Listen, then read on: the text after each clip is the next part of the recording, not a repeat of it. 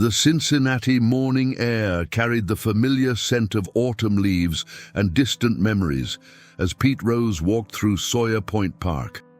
At 74, his legendary swagger had mellowed into something more contemplative, though his eyes still held that competitive fire that had made him Charlie Hustle during his playing days. The Ohio River flowed steadily beside the walking path, its murky waters reflecting the overcast sky that seemed to mirror Pete's current mood. It had been another sleepless night.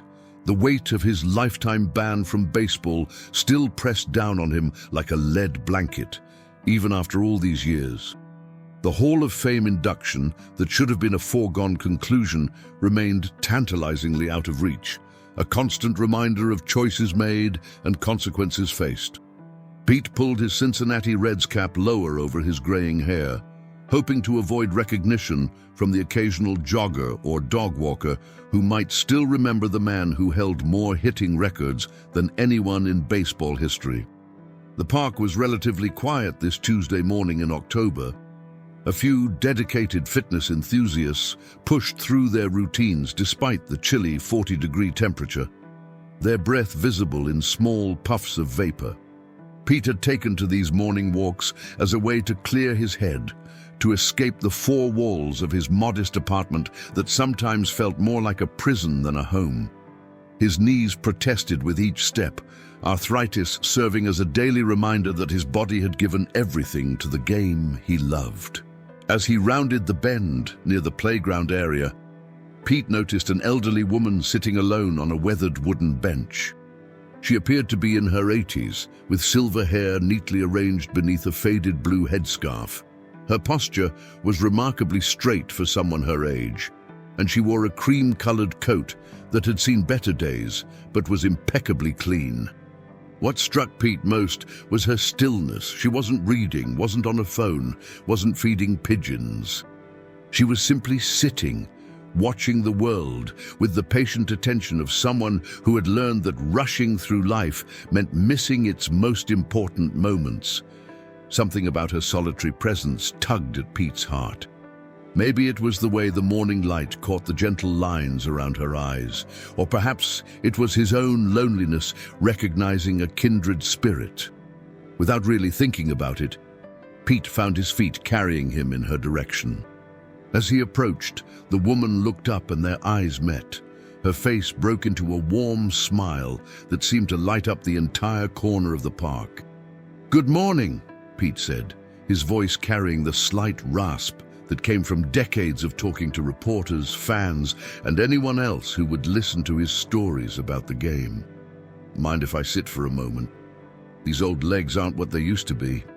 The woman gestured to the empty space beside her with a graceful movement of her gloved hand. "Please, by all means. I was just enjoying the peace of the morning. There's something magical about this time of day, don't you think? Before the world gets too busy with itself." Pete settled onto the bench with a grateful sigh, feeling the cold of the woods seep through his jacket. Up close, he could see that the woman's eyes were a startling blue, the kind that seemed to hold decades of wisdom and perhaps a fair share of sorrow. Her accent carried traces of something Pete couldn't quite place. Not quite Southern, not quite Midwestern, but distinctly American in that way that spoke of many moves and many years. "I'm Pete," he said, extending his hand in the automatic gesture of someone who had spent a lifetime meeting new people. "Eleanor," she replied, her handshake surprisingly firm for someone her age. "Eleanor May Patterson. And before you ask, yes, I know who you are, Mr. Rose. My late husband George was quite the baseball fan. He used to say you played the game the way it was meant to be played, with your whole heart, every single pitch." Pete felt a familiar flutter of recognition, mixed with the old anxiety that came with being known. Would she mention the gambling, the ban, the controversy that had defined the latter half of his life? Instead, Eleanor simply smiled and turned her gaze back toward the river. "George passed 5 years ago," she continued, her voice carrying the matter-of-fact tone that comes with having had time to process grief. "We were married for 57 years. Can you imagine that? 57 years of morning coffee together, 57 years of arguing about whether to plant roses or daffodils in the front yard, 57 years of watching baseball games where he'd jump up and cheer and I'd tell him to sit down before he broke something. The warmth in her voice when she spoke of her husband made Pete's chest tighten unexpectedly. He had been married, divorced, married again. Relationships had always been complicated for him, caught up in the whirlwind of fame and the demands of a career that required complete dedication.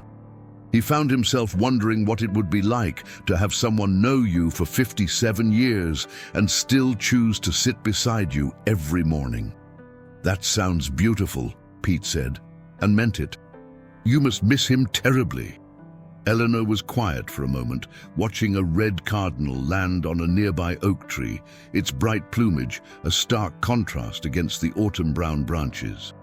"I do," she said finally. "But I've learned something interesting about missing someone. It's not just about the sadness of them being gone, it's also about the gratitude for having had them in the first place. George used to say that love isn't something that dies when a person dies, it just changes shape." Pete felt something shift in his chest, a loosening of a knot he hadn't even realized was there. "I never thought about it that way." "Most people don't," Eleanor said with a gentle laugh. "We're so busy being afraid of losing what we have that we forget to fully appreciate having it. George was like that for a long time, always worried about the next thing, the next problem, the next disappointment. It took him years to learn how to just sit still and be grateful for the moment he was in." And as if summoned by her words, a young mother pushed a stroller past their bench, talking softly to her baby about the colors of the leaves. The scene was so perfectly ordinary, and yet so profound, that both Pete and Eleanor watched in companionable silence until they disappeared around the curve of the path. "Do you have children, Pete?" Eleanor asked. "Two," Pete replied, his voice carrying the complex emotions that always accompanied thoughts of his family. "Fawn and Pete Jr., it's been complicated. Fame isn't always kind to families. I wasn't always the father I should have been, too caught up in the game, in proving myself, in chasing the next record." Eleanor nodded, as if she understood something deeper than his words. "Children are remarkably resilient and remarkably forgiving if we give them the chance. It's never too late to be the person they need us to be, as long as we're still breathing." The simplicity of her statement hit Pete harder than any fastball ever had. He had spent so many years focused on what he had lost, his place in the Hall of Fame, his reputation, his status in the game, that he had forgotten to consider what he still had. His health, his family, the opportunity to make different choices going forward. "What brings you to the park so early?" Pete asked, genuinely curious about this woman who seemed to carry such peace despite her obvious losses. Eleanor's smile deepened, creating new lines around her eyes. "The same thing that brings you, I suspect. The need for space to think, to remember, to figure out what comes next. After George died, I realized I had been living someone else's life for so long that I wasn't sure who I was without him. These morning walks help me remember that I'm still here, still capable of seeing beauty, still capable of connection." She paused and looked directly at Pete, her blue eyes holding his with surprising intensity. "Sometimes the most important conversations happen with complete strangers on park benches. No history to complicate things, no expectations to live up to, just two people sharing a moment of honesty." Pete felt tears prick at the corners of his eyes, an unusual occurrence for someone who had always prided himself on emotional control. There was something about Eleanor's presence that made pretense seem not just unnecessary, but impossible. "I feel like I've been carrying the weight of my mistakes for so long that I've forgotten how to put them down," he admitted, the words coming out before he could stop them. Eleanor reached over and patted his hand with the gentle touch of someone who had comforted many people over many years. Mistakes aren't meant to be carried forever, dear. They're meant to be learned from and then transformed into wisdom. The question isn't whether you've made mistakes. We all have. The question is what you're going to do with the lessons they've taught you. A cool breeze rustled the leaves above them, sending a few yellow maple leaves spiraling down to land at their feet. The simple beauty of the moment. Two people, a bench, falling leaves, and words that felt like medicine, struck Pete as exactly what he needed without knowing he needed it. "I should probably head home," Pete said reluctantly, though every part of him wanted to continue this unexpected conversation. "My morning routine, you know." Eleanor smiled and stood with him, her movements graceful despite her years. "Routines are important. They give us structure when life feels uncertain. But so are surprises, like meeting a kind stranger who reminds us that we're not as alone as we sometimes think." As they prepared to part ways, Eleanor reached into her coat pocket and pulled out a small, worn photograph. She handed it to Pete, who looked down to see a black and white image of a young soldier in uniform, his smile bright and confident. "That's my brother, Jimmy," she said softly. "He died in Korea when he was just 22. For years after he passed, I was angry at the world, at God, at anyone who got to keep living when Jimmy didn't. But eventually I realized that carrying that anger was like punishing myself for his death. Jimmy wouldn't have wanted that. He would have wanted me to live fully, to love deeply, to find joy wherever I could." Pete stared at the photograph, seeing something familiar in the young man's eyes. The same determination and spirit that had driven his own career. The same intensity that had gotten him into trouble but had also made him great. "Why are you showing me this?" Pete asked quietly. Eleanor's eyes sparkled with something that might have been mischief. "Because sometimes we need to remember that redemption isn't about erasing our past. It's about transforming it into something that can help others. Jimmy's death taught me how to value life. Your struggles might teach you how to help other people find their way through their own darkness." She squeezed Pete's hand gently and began to walk away, then paused and turned back. "Same time tomorrow?" she asked with a smile that suggested she already knew the answer. Pete watched her go, the photograph still clutched in his hand, feeling like something fundamental had shifted in his understanding of himself and his place in the world. For the first time in years, he found himself looking forward to tomorrow morning. The next morning arrived grey and drizzly, typical Cincinnati October weather that would have kept many people indoors. But Pete Rose found himself walking through Sawyer Point Park with an energy he hadn't felt in years, his umbrella doing little to protect him from the misting rain that seemed determined to soak everything it touched. He had spent most of the previous evening thinking about Eleanor's words, turning them over in his mind like a baseball coach analyzing game film. Eleanor was already on their bench when he arrived, protected by a large black umbrella and seemingly unbothered by the weather. She wore the same cream coat, but today it was paired with bright red rain boots that looked incongruously cheerful against the somber sky. "I wasn't sure you'd come in this weather," Pete said as he settled beside her, both of them creating a small, dry space beneath their overlapping umbrellas. "Oh, I love rainy mornings," Eleanor replied with genuine enthusiasm. "George always said I was part duck. There's something about the rain that makes everything feel clean, like the world is getting a fresh start, whether it wants one or not." Pete found himself smiling, despite the dampness seeping through his jacket. "Most people complain about the rain. Most people complain about a lot of things that are actually gifts," Eleanor said with a laugh. "Rain, aging, silence, solitude. We've gotten so used to thinking that comfort and ease are the only good things in life that we've forgotten how much we can learn from difficulty." As if to prove her point, a jogger ran past them, earbuds in, hood up, clearly miserable but still pushing through his routine. Eleanor waved at him cheerfully, though he didn't notice. Tell me about your playing days, Eleanor said, turning to face Pete more directly. Not the statistics or the records, anyone can read about those. Tell me about what it felt like to step into the batter's box when everything was on the line.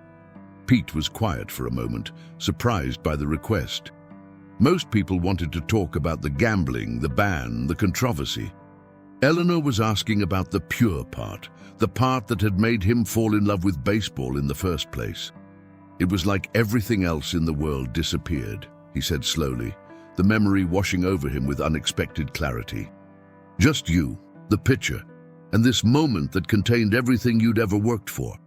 Time would slow down, and you could see the ball like it was moving through honey. Your whole life came down to timing, preparation, and instinct. That sounds almost spiritual, Eleanor observed. I never thought about it that way, but maybe it was. When I was playing, really playing, not just going through the motions, it felt like I was exactly where I was supposed to be, doing exactly what I was meant to do.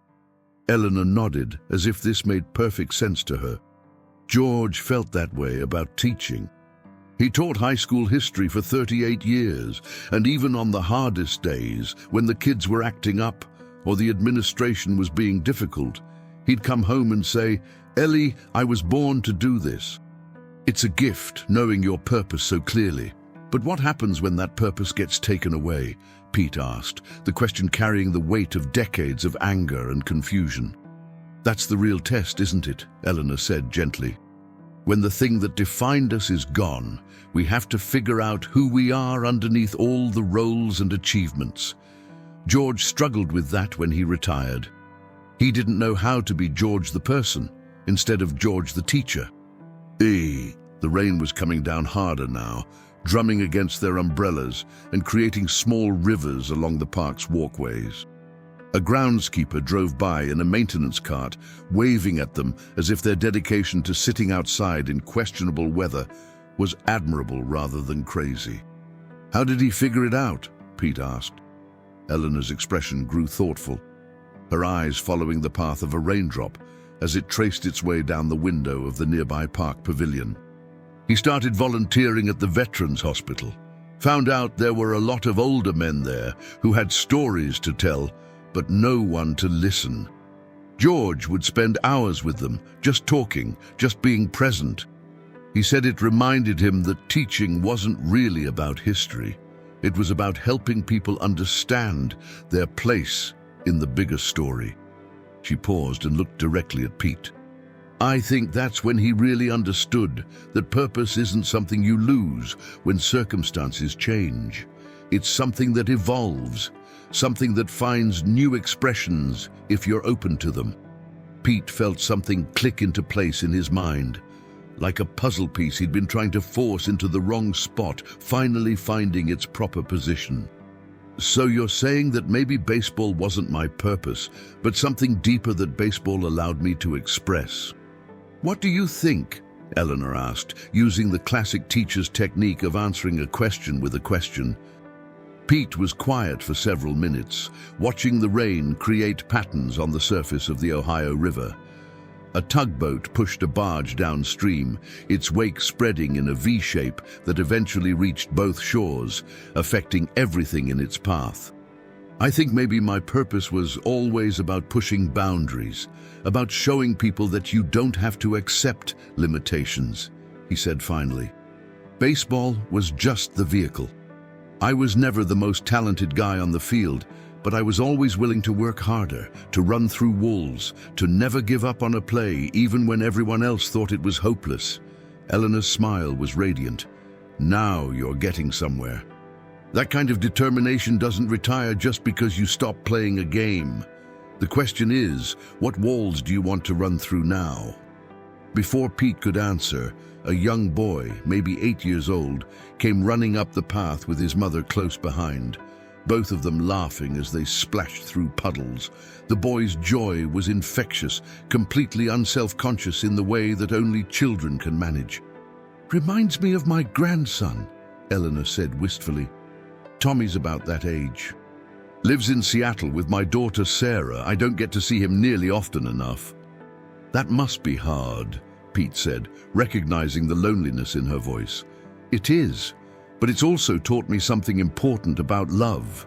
Real love doesn't diminish with distance or time. It just finds different ways to express itself. I write Tommy letters, actual paper letters, and send him books and little treasures I find at antique shops. Sarah says he lights up every time he gets something from Grandma Ellie. She reached into her purse and pulled out a small notebook, its pages filled with neat handwriting. I keep a journal for him, writing down stories about his grandfather, about our family history, about the lessons I've learned. Someday, when he's older, I'll give it to him. It's my way of staying connected across the miles. Pete felt a pang of recognition. His own relationship with his children had been complicated by distance, not geographical but emotional. Fame had created barriers that he had never quite figured how to navigate. I haven't always been good at staying connected, he admitted. When you're focused on being the best at something, everything else starts to feel secondary, family included. Eleanor looked at him with the kind of compassion that comes from having lived long enough to understand that everyone carries regrets. The beautiful thing about family is that it's never too late to start over. Children, especially grown children, are usually more forgiving than we expect them to be. They want to love their parents, Pete. Sometimes they just need permission to do it on new terms. A couple walked by with their dog, a golden retriever who seemed to think the rain was the most wonderful thing that had ever happened. The dog's enthusiasm was so pure that both Pete and Eleanor found themselves laughing. You know, Eleanor said after they passed, I think animals understand something we forget. They don't waste time regretting yesterday or worrying about tomorrow. They just throw themselves completely into whatever moment they're in. That's how I used to play, Pete said, the realization surprising him. Especially early in my career, I wasn't thinking about contracts or records or what people thought. I was just completely present, completely in the moment. So what happened to that part of you? Pete considered the question seriously. I think it got buried under expectations, under pressure, under the weight of always having to prove myself over and over again. Success became a trap instead of a joy. Eleanor nodded knowingly. George went through something similar. The more recognition he got for his teaching, the more he felt like he had to live up to some impossible standard. It took years for him to remember that his best teaching happened when he stopped trying to be impressive and just focused on being helpful. The rain was beginning to let up, though the sky remained overcast. A few hardy souls emerged from wherever they had been waiting out the weather, including an elderly man with a metal detector who gave them a cheerful wave as he began scanning the area around the trees. Do you think it's possible to go back? Pete asked. To find that pure part again? Not back, Eleanor said firmly, but forward. You can't unlearn what you've learned or unexperience what you've experienced, but you can choose to use all of that knowledge and experience in service of something bigger than yourself. That's what wisdom is, the ability to transform your struggles into something that can help others. She stood up and folded her umbrella, testing the air with her hand. I think the rain's finished with us for now. Walk with me? They began strolling along the path, their conversation continuing as naturally as breathing. Pete found himself telling Eleanor about his childhood in Cincinnati, about his father's influence, about the joy he had felt the first time he got a hit in a professional game. She listened with the kind of attention that made him feel like his words mattered, like his story was worth telling. You know what I hear when you talk about those early days? Eleanor said, as they paused near the river overlook. Pure love. Love for the game, love for the challenge, love for the feeling of being part of something bigger than yourself. That love doesn't disappear just because circumstances change. Pete watched a barge make its way slowly down the river, loaded with coal or grain or whatever cargo kept the commerce of America moving. I guess I've been so focused on what I lost that I forgot to notice what I still have. That's understandable, Eleanor said softly. Grief does that. Makes us myopic. Makes us think the loss is the whole story instead of just one chapter. But you're still here, Pete. You still have that fierce heart that made you great. The question is what you want to do with it. They stood in comfortable silence, watching the river flow toward whatever destination awaited it downstream. Pete felt something he hadn't experienced in years, a sense of possibility, of potential energy waiting to be directed towards something worthy. Same time tomorrow? Eleanor asked as they prepared to part ways. Absolutely, Pete replied, and meant it more than he had meant anything in a long time. As he walked home, Pete found himself looking at his neighborhood with different eyes. Instead of seeing the modest apartment building as a symbol of how far he had fallen, he saw it as a place where he could start building something new. Instead of seeing the morning joggers and dog walkers as people to avoid, he saw them as potential connections, as fellow travelers on whatever journey came next. For the first time in years, Pete Rose felt like the future might hold something worth pursuing. Thursday morning brought crystal-clear skies and a crispness that made every breath feel like drinking pure energy. Pete arrived at the park earlier than usual, carrying 2 cups of coffee from the diner down the street. One black for him, one with cream and sugar that he hoped Eleanor might enjoy. The gesture felt natural, the kind of small kindness that had been missing from his life for too long. Eleanor was not yet on their bench, but Pete didn't mind waiting. He sat in the spot that had become his, watching the early morning light dance on the surface of the Ohio River, and found himself genuinely curious about what wisdom she might share today. These conversations had become the highlight of his days, a bright spot that made everything else seem more manageable. When Eleanor appeared around the bend in the path, Pete was surprised to see that she wasn't alone. A young man walked beside her, tall and athletic-looking, with the confident stride of someone comfortable in his own skin. As they got closer, Pete could see the family resemblance, the same blue eyes, the same warm smile. "Pete, I'd like you to meet my nephew, Michael Patterson," Eleanor said as they approached the bench. "He's visiting from Denver, and I thought you two might have some things in common." Michael extended his hand with a firm grip and a direct gaze that reminded Pete of his younger self. "It's an honor to meet you, Mr. Rose. Aunt Eleanor has been telling me about your morning conversations. I hope you don't mind me intruding." "Not at all," Pete said, though he felt a small flutter of anxiety. These talks with Eleanor had felt private, sacred in a way. He wasn't sure how he felt about expanding the circle. Michael settled on Eleanor's other side, and Pete handed her the coffee he had brought, her face lit up with delight at the unexpected kindness. How thoughtful. You know, George used to bring me coffee every morning for 57 years. I'd forgotten how nice it feels to be surprised by such a simple gesture. As Eleanor sipped her coffee, Michael turned to Pete with obvious curiosity. "Aunt Eleanor tells me you've been talking about finding new purpose after life takes unexpected turns. I have to admit, I'm at a bit of a crossroads myself." Pete studied the young man more carefully. He appeared to be in his early 30s, with the kind of physical presence that suggested athletic experience, but there was something in his eyes that spoke of recent struggle. "What kind of crossroads?" Pete asked, his natural curiosity overriding his initial discomfort. Michael was quiet for a moment, his gaze fixed on a jogger making her way past them with determined efficiency. "I played professional football for 8 years, made it to the NFL, had a decent career as a linebacker for the Broncos. But I took one too many hits to the head, and the doctors finally told me I needed to step away before I ended up with serious brain damage." The honesty in Michael's voice reminded Pete of his younger self, that raw vulnerability that comes with having your identity stripped away without warning. "That's rough, son. How long ago?" 2 years now."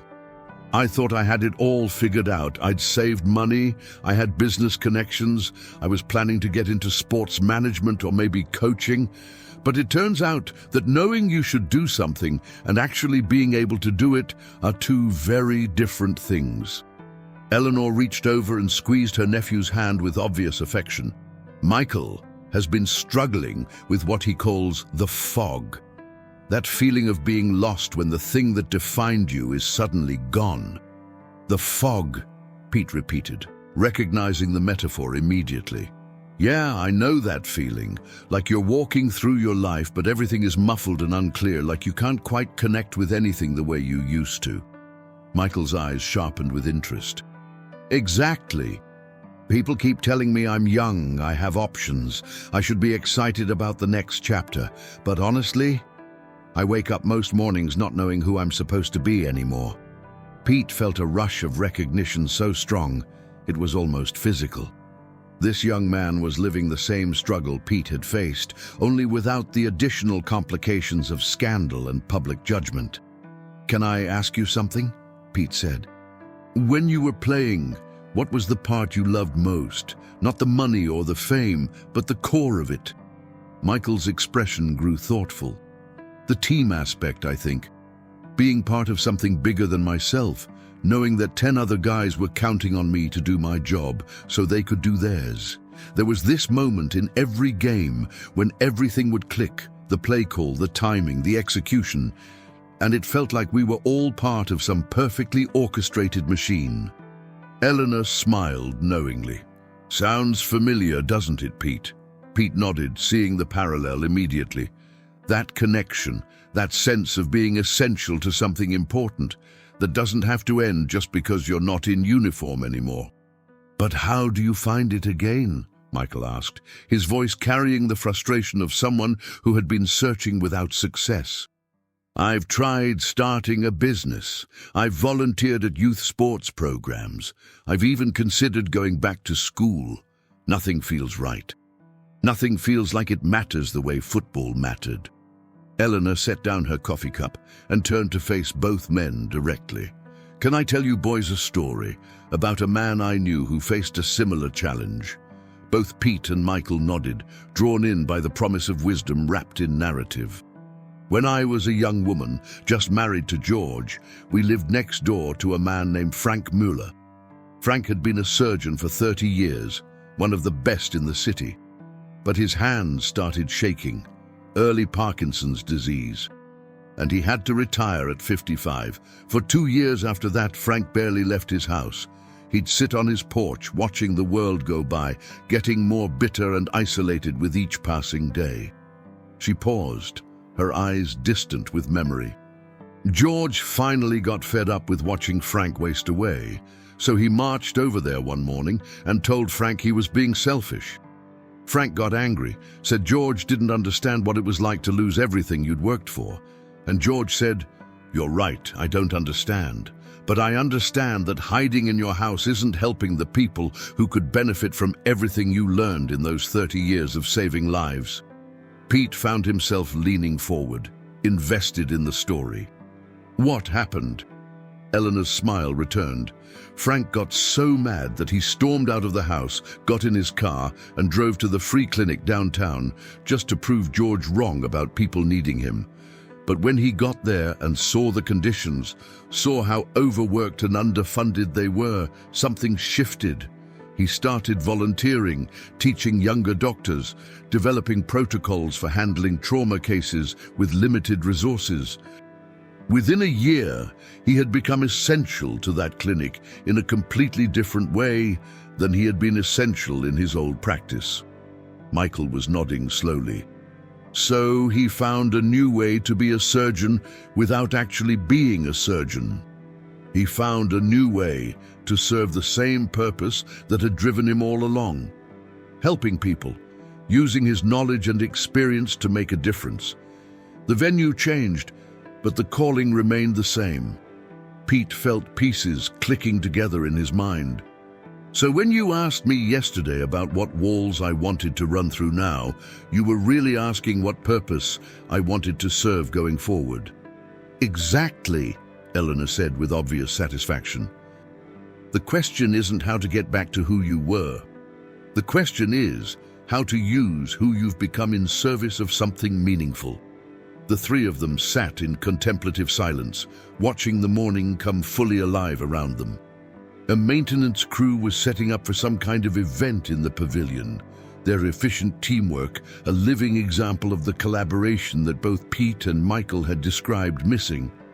"I keep thinking about kids," Michael said suddenly.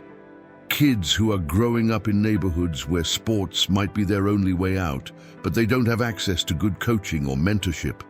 I know what it's like to have raw talent but need guidance to develop it properly." Pete turned to study Michael's profile, seeing something familiar in the younger man's expression. "You're talking about more than just athletic training."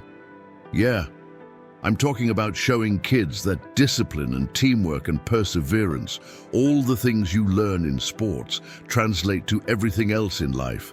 I'm talking about being the adult who believes in them when they don't believe in themselves yet." Eleanor was practically glowing with approval. "Now you're thinking like someone who understands his true purpose. The question is, what's the first step?" Michael was quiet for a moment, then pulled out his phone and began typing.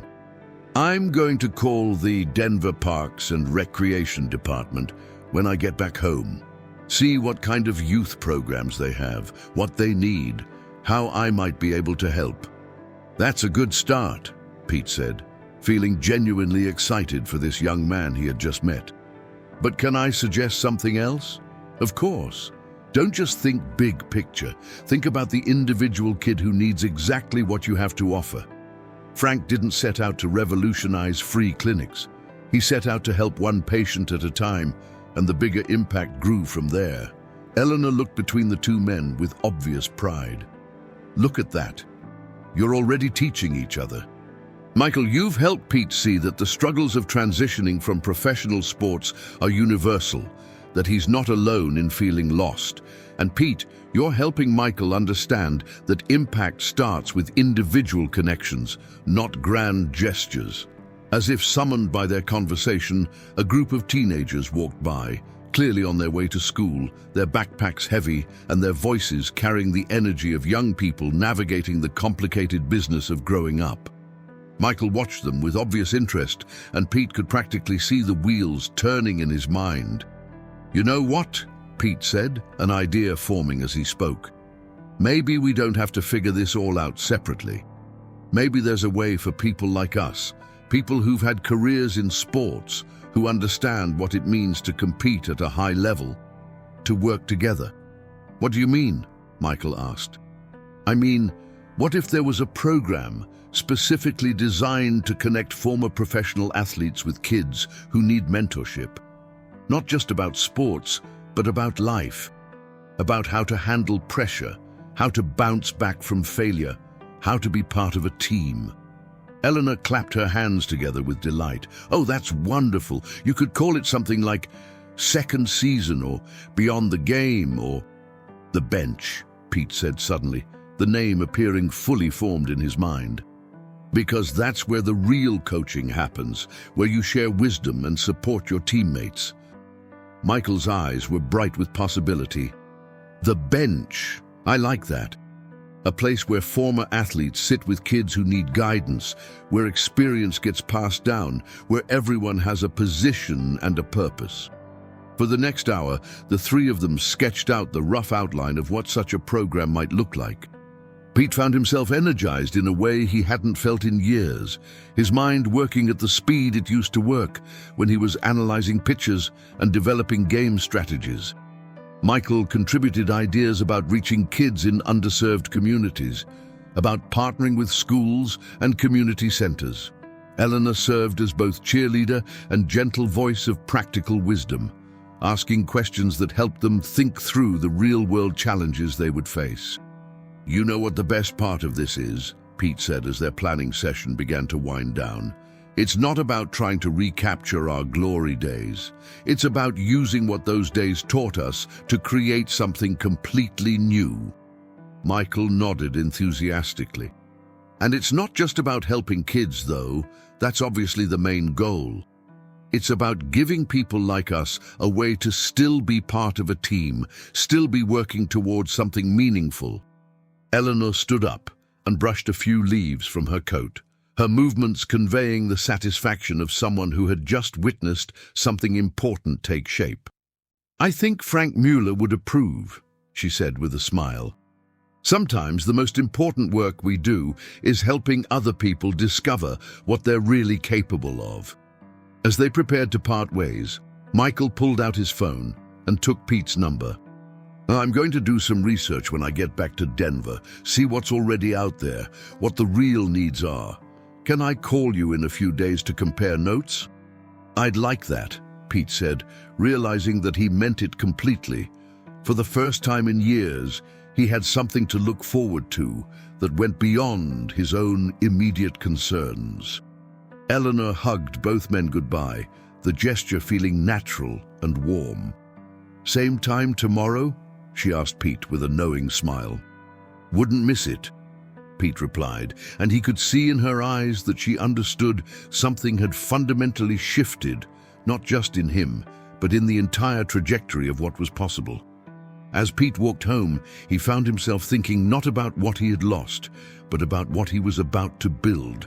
The feeling was intoxicating, like stepping into the batter's box with runners on base and knowing, absolutely knowing, that he was going to come through when it mattered most. Friday morning arrived with the kind of golden autumn sunlight that made Cincinnati look like a postcard. Pete walked to the park with a spring in his step that he hadn't felt in decades, carrying not just coffee for Eleanor, but also a small notebook where he had spent the previous evening jotting down ideas for their conversation about the bench program. His mind had been racing all night, connecting dots and imagining possibilities in ways that reminded him of his most productive days as a player. Eleanor was already on their bench, but today she had company. A woman in her 50s with Eleanor's same blue eyes and a warm smile that immediately put Pete at ease. As he approached, Eleanor stood and made introductions. "Pete, I'd like you to meet my daughter Sarah. She flew in from Seattle yesterday to spend the weekend with her old mother.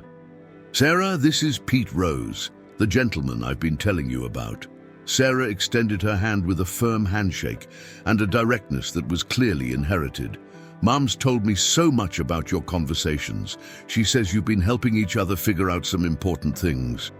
Pete felt a moment of self-consciousness, wondering what Eleanor had shared about their talks. But Sarah's manner was so genuinely friendly that his discomfort quickly faded. "Your mother has been incredibly wise and generous with her time. I feel like I've learned more in the past few days than I have in years." "That sounds like Mom," Sarah said with obvious affection. "She has this gift for helping people see themselves more clearly. Dad always said she should have been a therapist instead of a librarian." "You were a librarian?" Pete asked Eleanor, realizing he had never asked about her career. Eleanor laughed, settling back onto the bench with Sarah beside her. "For 42 years at the Cincinnati Public Library.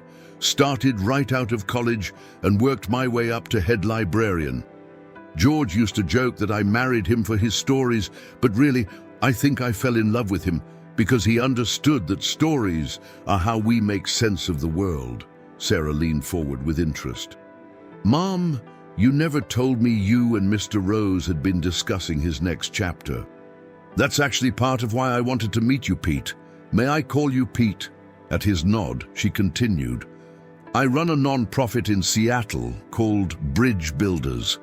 We connect successful professionals who are transitioning in their careers with community organizations that need their expertise. Mum's description of your conversation with Michael yesterday sounds exactly like the kind of work we do." Pete felt a familiar flutter of excitement mixed with nervousness. "What kind of work exactly?" "We help people understand that the skills that made them successful in their first career are almost always transferable to their second career, especially when that second career is focused on service. A CEO might become a non-profit director. A surgeon might become a medical educator. A professional athlete might become a youth mentor. Eleanor was practically beaming. "Sarah, show him the article you brought." Sarah reached into her purse and pulled out a printed article from a magazine. "This is from last month's issue of Non-Profit Quarterly. It's about a program in Chicago started by former professional athletes who wanted to address youth violence by creating positive mentorship opportunities." Pete took the article and read the headline. "From End Zone to Safe Zone. How former NFL players are changing lives in Chicago's South Side." No. As he scanned the first few paragraphs, he felt his pulse quicken. The program described was remarkably similar to what he and Michael had sketched out the day before. "This is incredible," Pete said, looking up from the article. "They're doing exactly what we were talking about yesterday, but in Chicago, not Cincinnati." "Exactly," Sarah said with enthusiasm, "which means there's a proven model, but also room for innovation and local adaptation.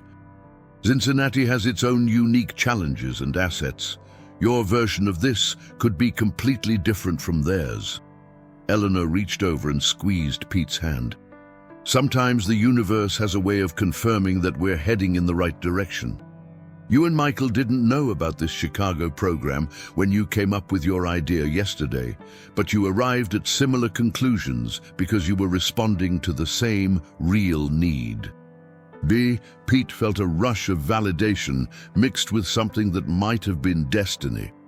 "Sarah, can I ask, what would be the first steps for something like this? I mean, if someone were actually serious about making it happen." Sarah's eyes lit up with the kind of professional excitement that comes from discussing work you're passionate about. "Well, first, you'd want to do a needs assessment. What specific challenges are kids in Cincinnati facing? What resources already exist? Where are the gaps? Then you'd want to build a team of founding members who share the vision and can contribute different skills." She paused and looked directly at Pete.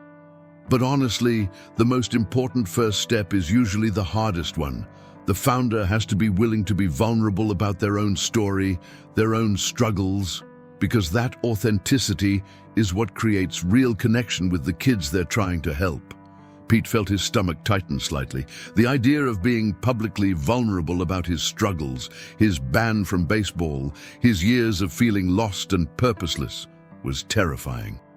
But as he looked at Eleanor's encouraging face and thought about his conversation with Michael, he realized that his struggles might actually be his greatest asset in connecting with young people who felt like outcasts or failures.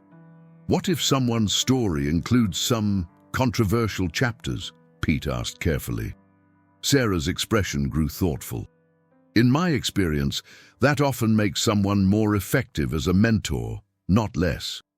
Kids can spot fake inspiration from a mile away.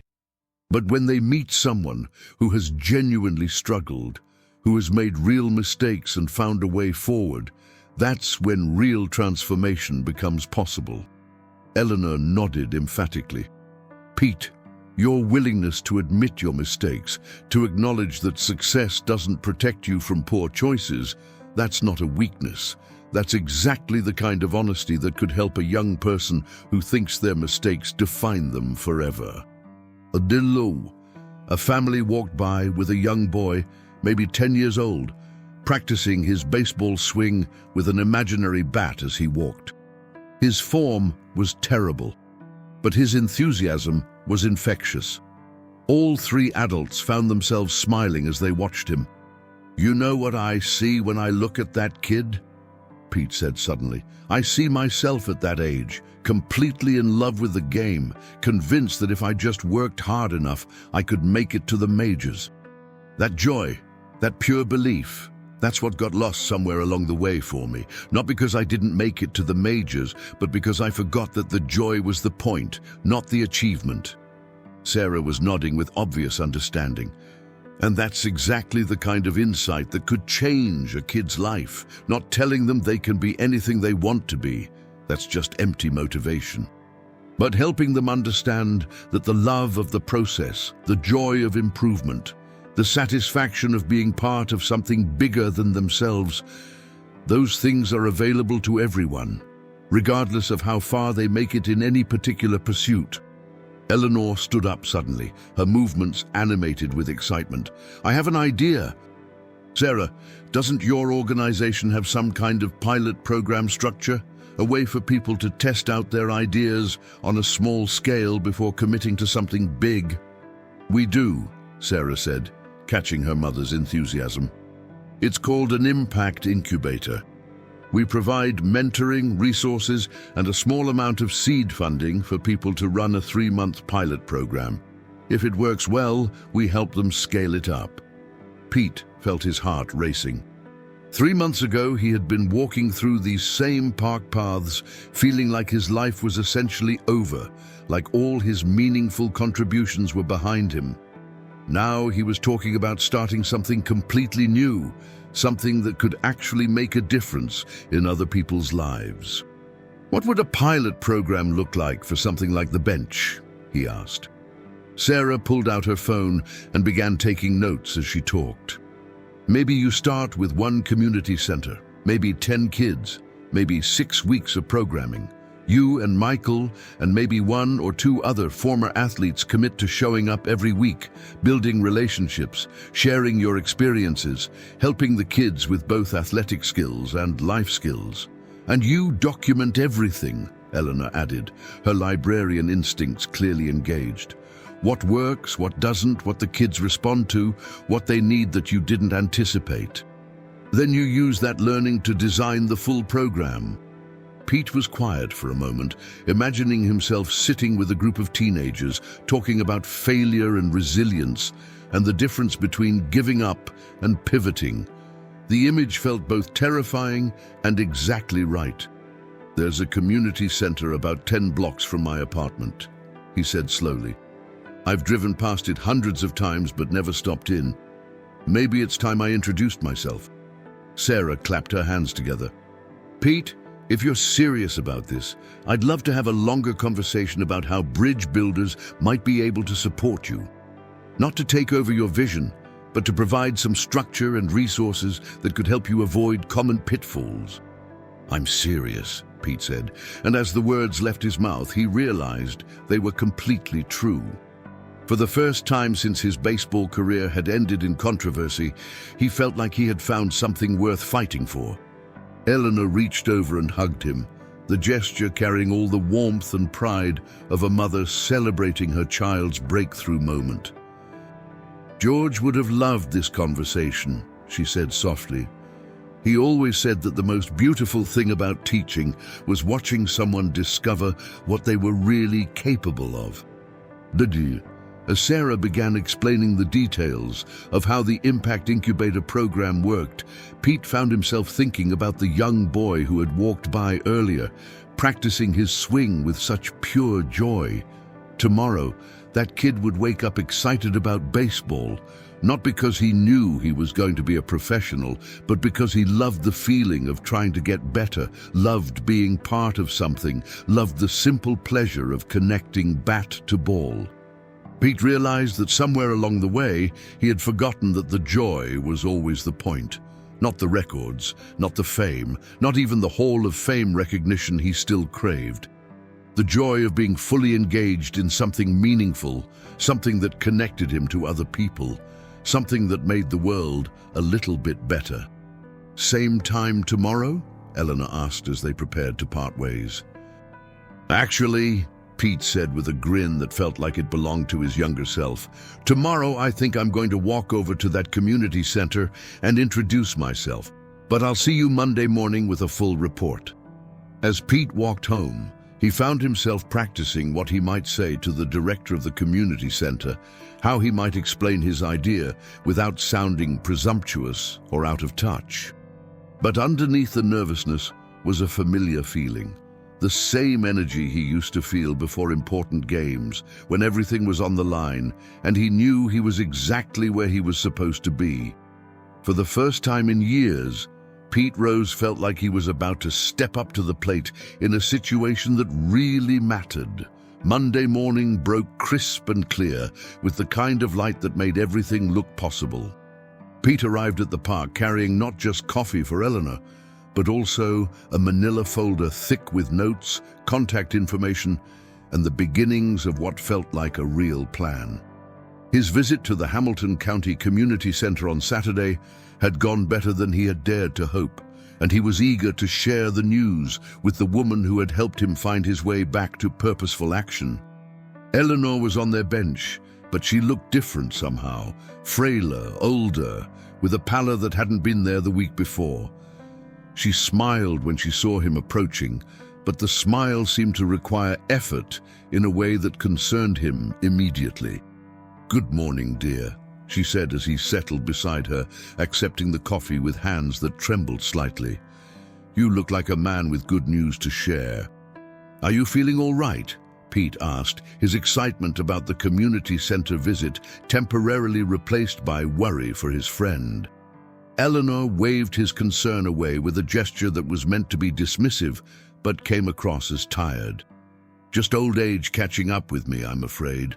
Some mornings are better than others, but I didn't want to miss hearing about your adventure on Saturday. Sarah called me yesterday. She's very excited about working with you on the Bridge Builders program."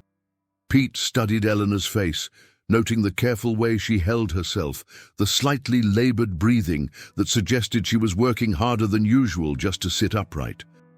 But her eyes were as sharp and interested as ever, and he realized that what she needed was not his worry, but his news. "The community center was incredible," he began, his enthusiasm returning as he spoke. "I met with the director, a woman named Carmen Rodriguez, who's been there for 15 years. Carmen, Eleanor, she reminded me of you, actually. Same way of listening that makes you feel like what you're saying actually matters." Eleanor's smile grew more genuine. "Tell me everything." Pete opened his folder and pulled out several pages of handwritten notes. "The center serves about 300 kids a week, ages 8 to 18. Mostly from single-parent homes, mostly dealing with challenges I never had to face growing up. Carmen told me that their biggest need isn't more programming. They have after-school tutoring, job training, arts programs. What they need is more positive adult male role models." He paused, looking out at the river, where a lone rower was making steady progress upstream, her rhythm consistent and determined despite working against the current. She said that about 70% of the kids they serve don't have fathers in their lives, and a lot of the ones who do have fathers are dealing with addiction, incarceration, or just plain absence. So these kids, especially the boys, are growing up without examples of what healthy masculinity looks like. Eleanor was nodding slowly, her attention completely focused despite her obvious physical discomfort. "And you realized that your experience with failure and recovery might be exactly what they need to see." "Exactly. Carmen didn't care about my baseball records or my ban from the Hall of Fame. She cared about whether I could sit with a 15-year-old kid who thinks he's already messed up his life beyond repair and help him understand that mistakes don't have to be permanent." Pete pulled out another sheet of paper, this one covered with Carmen's neat printing. "She's already identified 8 boys, ages 12 to 16, who she thinks would benefit from this kind of mentoring. They're good kids," she says, "but they're at risk of making choices that could derail their futures. Some are dealing with anger issues, some are struggling academically, some are getting pressure from older kids to get involved in stuff they shouldn't be involved in." Eleanor's eyes were bright with interest despite her fatigue. "And you're going to work with them?" "We're going to start with a pilot program, just like Sarah suggested. 6 weeks, every Saturday morning, 2 hours of what Carmen calls life skills through sports. Not trying to create professional athletes, but using sports as a framework for talking about goal setting, dealing with disappointment, working as part of a team." Pete's excitement was building as he described the program they had sketched out together.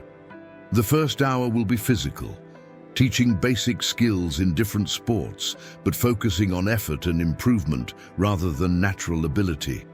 The second hour will be what Carmen calls bench time, sitting together and talking about whatever's on their minds, using sports situations as metaphors for life situations.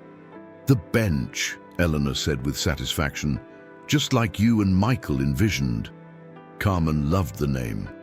She said it perfectly captured what she hoped would happen. Experienced people sitting beside kids who need guidance, sharing wisdom without preaching, being present without being pushy. Eleanor was quiet for a moment, watching a young mother push her toddler on the swings in the nearby playground. The child's delighted squeals carried on the morning air, a sound of pure joy that seemed to give Eleanor energy. "Pete," she said finally, "what you're describing sounds wonderful. But I can hear something in your voice, some hesitation. What are you worried about?" Pete appreciated Eleanor's ability to read between the lines, even when he thought he was being entirely positive. "I'm worried I'm not qualified for this. These kids are dealing with real problems, poverty, violence, family dysfunction. What do I know about any of that? I grew up in a stable home with parents who supported my dreams. My problems have been largely of my own making." Eleanor reached over and patted his hand with the same gentle touch that had provided comfort all week.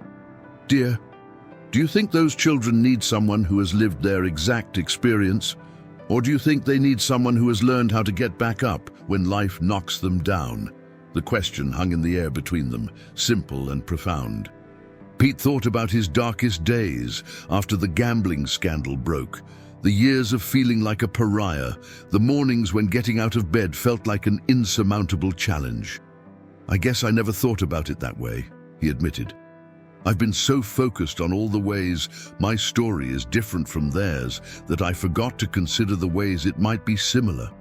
"Failure is universal," Eleanor said gently. "The details vary, but the feeling of having disappointed yourself and others, the shame of knowing you could have made better choices, the fear that you might never get another chance to prove your worth, those experiences translate across all kinds of boundaries." She paused and looked directly at him. "And so does redemption. Those boys need to see an adult who has made serious mistakes and found a way forward. They need to understand that their current circumstances don't determine their final destination." Pete felt something shift in his chest, a settling of doubt that he hadn't even fully acknowledged he was carrying. "Carmen wants me to start this Saturday. 8 boys, 2 hours, and whatever wisdom I can manage to share. Are you ready?" Pete thought about the question seriously. Was he ready to sit with 8 teenagers and talk honestly about failure and recovery? Was he ready to be vulnerable about his own struggles in service of helping them navigate theirs? Was he ready to admit that his greatest achievements might not be his baseball records, but whatever he could contribute to these young lives? "I think I'm as ready as I'll ever be," he said finally. "But Eleanor, I want to ask you something. Would you consider being part of this program? Not the physical sports part, obviously, but the life skills, conversations. Carmen and I were talking about having both male and female mentors available, and your wisdom has been so important to me this week. These kids could benefit enormously from your perspective." Eleanor's face lit up with surprise and pleasure, but then her expression grew more complex. "Pete, that's a wonderful invitation, and I'm honored that you'd think of me. But I need to tell you something." The seriousness in her tone made Pete's stomach tighten with concern. "I haven't just been tired this week because I'm old," Eleanor continued quietly. "I've been tired because I'm sick. The doctors found cancer 3 months ago, pancreatic cancer. It's aggressive, and the prognosis isn't optimistic." Pete felt like the world had tilted sideways. This woman who had become so important to him in such a short time, who had helped him find his way back to purpose and hope, was facing a battle that she would likely lose. "Eleanor, I'm so sorry. I had no idea. Is there anything I can do? Anything you need?" Eleanor's smile was gentle but firm.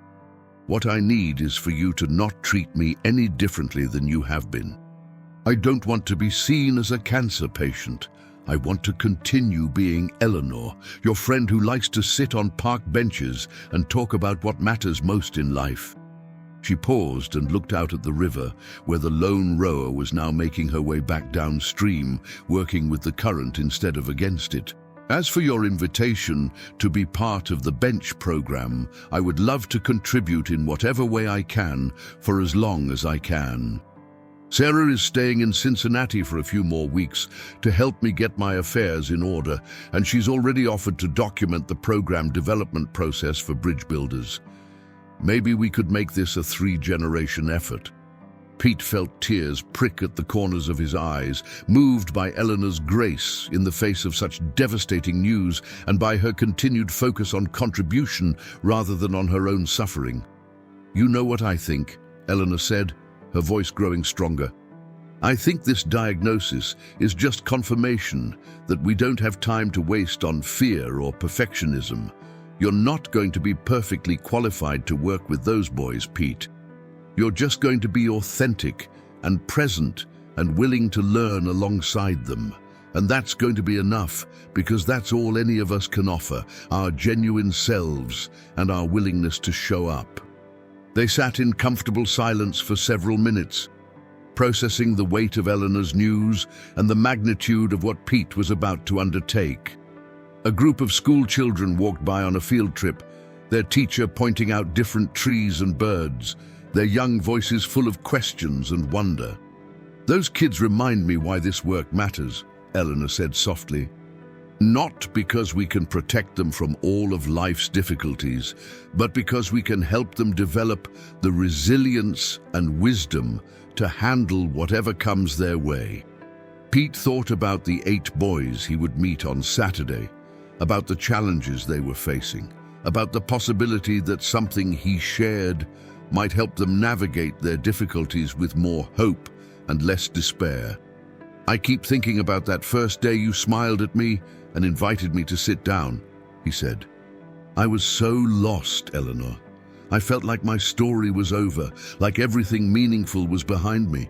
You helped me understand that every ending can also be a beginning if we're brave enough to see it that way." Eleanor's eyes sparkled with something that might have been mischief. "Well, then it's a good thing I'm a nosy old woman who can't mind her own business, isn't it?" They both laughed, the sound carrying across the park and mixing with the sounds of morning life continuing all around them. Joggers breathing hard, dogs barking with joy, children playing with abandon, the city waking up to another day full of possibility. "Same time tomorrow?" Eleanor asked as they prepared to part ways. "Every day that you're able," Pete replied. "And Eleanor, thank you for everything, for seeing something in me that I couldn't see in myself." Eleanor stood slowly, her movements careful but determined. "Pete, dear, you didn't need me to see anything in you. You just needed permission to see it in yourself. That's what good mentoring is, not giving people something they don't have, but helping them recognize what they've had all along." As Pete walked home, he thought about the conversation he would have with Carmen later that day to finalize the details for Saturday's first session. He thought about the 8 boys who didn't yet know that a washed-up baseball player was about to become an important part of their lives. He thought about Eleanor, facing her own mortality with such grace and continuing to focus on what she could contribute rather than what she was losing.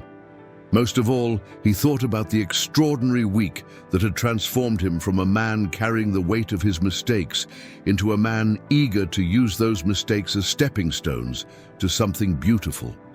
The Hall of Fame might never welcome him, but 8 boys in Cincinnati were about to discover what Pete Rose had always known deep down but had forgotten for a while. That showing up with your whole heart, even when you're scared, even when you're imperfect, even when you're not sure you're qualified, is often exactly what the world needs most. For the first time in decades, Pete Rose felt like he was heading home. Epilogue. 6 months later, Pete stood in the Hamilton County Community Center gymnasium, watching 16 boys, The program had doubled in size after the first successful session, worked through a basketball drill that was really about communication and trust. Sarah sat in the bleachers with her laptop, documenting the session for the Bridge Builders National Replication Guide. Eleanor's chair sat empty beside her. She had passed peacefully in her sleep just 2 weeks earlier, but her influence was evident in every aspect of the program. Michael had relocated from Denver to help expand the bench to 3 community centers across Cincinnati. 2 other former professional athletes had joined the team, drawn by the program's reputation for creating genuine transformation in both the kids and the mentors. Pete's phone buzzed with a text message. It was from Marcus, one of his original 8 boys, now a senior in high school. Coach Pete got accepted to UC with a partial academic scholarship. Thanks for teaching me that my mistakes don't define my future. Couldn't have done it without our Saturday talks. Pete smiled, thinking about Eleanor's words about love not dying, but simply changing shape. Her wisdom lived on in every conversation, every moment of connection, every life that was touched by the program she had helped inspire. As he called the boys together for their closing circle, Pete caught sight of his reflection in the gymnasium windows. He saw a man who had finally learned the difference between being famous and being significant, between achieving greatness and creating it in others. "Who can tell me what we learned today?" Pete asked the circle of young faces looking up at him expectantly. A hand shot up. "That teamwork isn't about being perfect," said 14-year-old Jamal. "It's about showing up for each other even when things get messy." "And what else?" "That our stories aren't finished yet," added 16-year-old Carlos. "That every day is a chance to write a better chapter."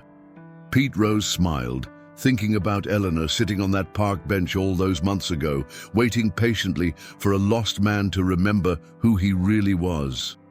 Sometimes the most important victories happen not in stadiums full of cheering crowds, but in quiet moments when one person helps another discover what they're truly capable of. The hit king had finally come home.